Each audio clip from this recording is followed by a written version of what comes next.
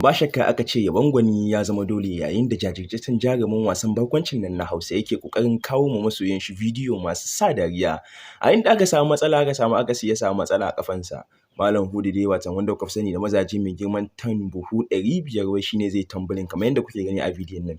Da Allah ku kalli bidiyon nan ku yi dariya dan shi ma kanshi abin dariya ne, ku yi dariya sosai sannan kuma sa addu'a Allah ya ba sa lafiya domin gaskiya yana ƙoƙari domin ya tabbatar ya kawo masoyan shi abu mai kyau kuma abin da zai sa su dariya.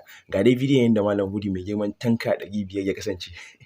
Kan bidiyon an ɗauki na farko sai Malam Hudu ya ce a sake. Da aka sake da ya kai dukan ya naushe shi sai ce bari ya yi tambul. Da ya tambul sai ya duro ta kafa sai kafan ta samu matsala.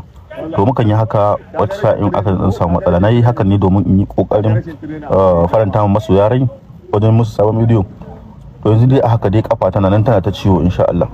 Sau jama'a na san kun ji daɗin kallon bidiyon nan amma an bar da Malam Hudu ko ni dai da nake ban kai girman jikin shi ba zan ce zan yi wannan abun ba amma ko da yake yana so ya nishaɗantar da masoyan shi ne sai ya haka to Allah ya bashi lafiya. Ga kuma wani ƙarin bidiyon dariya na a gaba lokacin da ake ja masa kafa yanda ya kasance.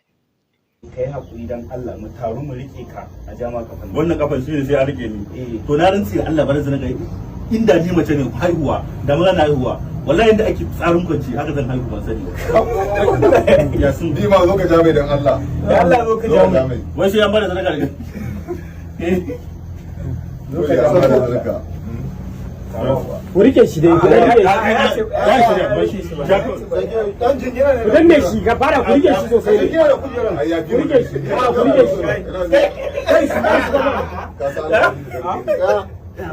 nan ne nan da kan zo mu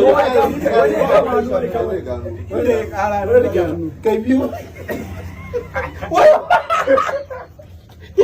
wala ka zo na abin ciwo ka ba da akwai ciwo zo na akwai ciwo ga mai da ba akwai masu